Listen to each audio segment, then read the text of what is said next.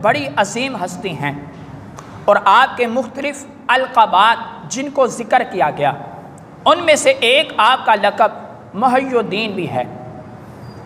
اب حضرت غوث پاک رضی اللہ عنہ آپ سے اس لحاظ سے عرض کیا گیا کہ حضور آپ کو محی الدین کیوں کہا جاتا ہے؟ یہ لقب اور یہ مقام آپ کو کب اور کیسے ملا؟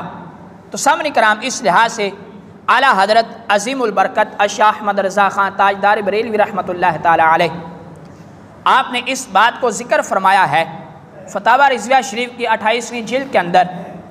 آپ فرماتے ہیں صفحہ نمبر 258 پر کہ حضرت غوث پاک رضی اللہ عنہ آپ کے بے شمار القابات ہیں۔ حضرت غوث پاک رضی اللہ عنہ آپ سے عرض کیا گیا کہ حضور آپ یہ تو بتائیں آپ کو محی الدین کیوں کہا جاتا ہے اور آپ کا یہ لقب کب اور کیسے پڑا؟ تو حضرت غوث پاک رضی اللہ عنہ آپ نے اس بات کا ذکر فرمایا ہے۔ بہجت الاسرار اور معتبر روایات کے اندر یہ بات موجود ہے کہ حضرت غوث پاک رضی اللہ عنہ آپ سے جب یہ بات پوچھی گئی کہ آپ کا لقب محی الدین کیسے ہوا، تو آپ نے جواب دیا کہ آپ فرماتے ہیں کہ 511 میں اپنی کسی سیاحت سے جمعے کے دن بغداد لوٹ رہا تھا، یعنی اپنی کسی ضرورت کے پیش نظر بغداد شریف واپس آ رہا تھا۔ تو اس وقت میرا یہ حال تھا کہ اس وقت جب میں بغداد واپس آ رہا تھا تو میرے پاؤں کے اندر جوتا بھی نہیں تھا۔ آپ فرماتے ہیں کہ راستے میں مجھے ایک کمزور اور نحیف رنگ بریدہ مریض آدمی پڑا ہوا ملا، یعنی کہ میں نے راستے کے اندر ایک آدمی کو دیکھا، اس کا رنگ یہ تھا، اس کی کیفیت، اس کی حالت یہ تھی۔ آپ فرماتے ہیں کہ جب اس آدمی کو میں نے دیکھا تو پھر اس نے مجھے بلایا اور اس نے مجھے اس نام کے ساتھ پکارا۔ کیا فرماتے کہ اس نے مجھے کہا اے عبد القادر، اور اس نے میرا نام لے کر مجھے سلام کہا۔ میں نے اس کے سلام کا جواب دیا۔ آپ فرماتے کہ جب اس نے مجھے کہا کہ مجھے اٹھا کر بٹھائیں، حضرت غوث پاک فرماتے کہ میں نے اسے اٹھا کر بٹھایا۔ بٹھانے کے بعد میرے دیکھتے ہی دیکھتے جو کہ مریض تھا اور آپ فرماتے کہ نحیف رنگ بریدہ آدمی جو کہ زمین پر پڑا ہوا تھا، آپ فرماتے کہ جب میں نے اس کے کہنے پر اسے اٹھا کر زمین پر بٹھایا، میرے بٹھاتے ہی اس کا جسم تر و تازہ ہو گیا، یعنی کہ اسے کسی قسم کی کوئی بیماری محسوس ہی نہیں ہو رہی تھی کہ اسے کوئی بیماری بھی ہے، اور بالکل وہ تندرست ہو گیا۔ اور آپ فرماتے ہیں پھر اس کی صورت اور رنگت کیسی ہوئی؟ آپ فرماتے کہ اس کے صورت نکھر گئی اور پھر اس کا رنگ چمک اٹھا۔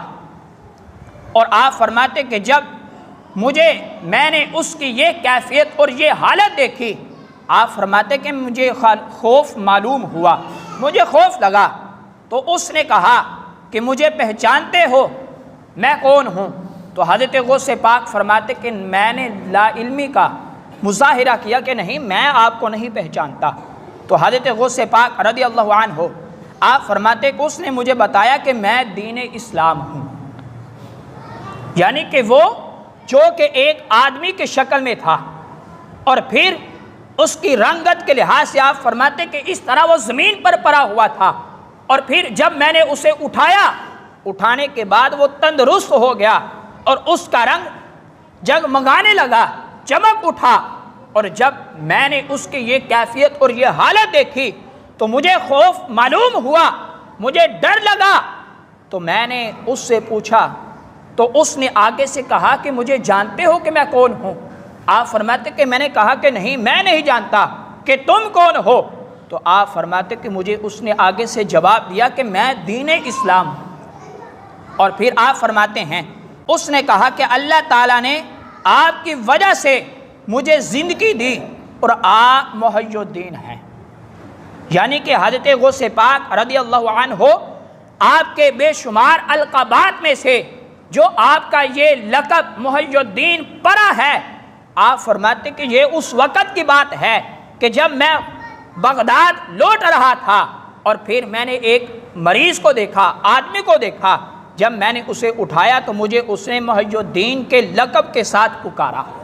اور پھر آپ فرماتے ہیں کہ میں وہاں سے جامع مسجد کی طرف چلا، ایک آدمی نے آگے بڑھ کر جوتے پیش کیے، یعنی کہ جب آپ آ رہے تھے بغداد شریف آپ کے پاؤں کے اندر جوتا نہیں تھا۔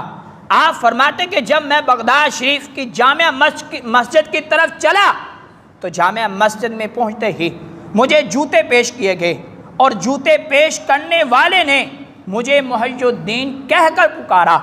اور پھر آپ فرماتے کہ میں نماز پڑھ چکا تھا، نماز پڑھنے کے بعد آپ فرماتے کہ اس طرح لوگوں نے میرے ساتھ محبت کی، اور آپ فرماتے کہ ہاتھوں کو چوما، میرے ہاتھوں کو چومنے کے بعد لوگوں نے بھی مجھے محی الدین کہا۔ یہ لقب مجھے اس وقت سے ملا ہے۔ تو سامعین کرام، حضرت غوث پاک رضی اللہ عنہ آپ کی عظمت اور شان وراء الورا ہے۔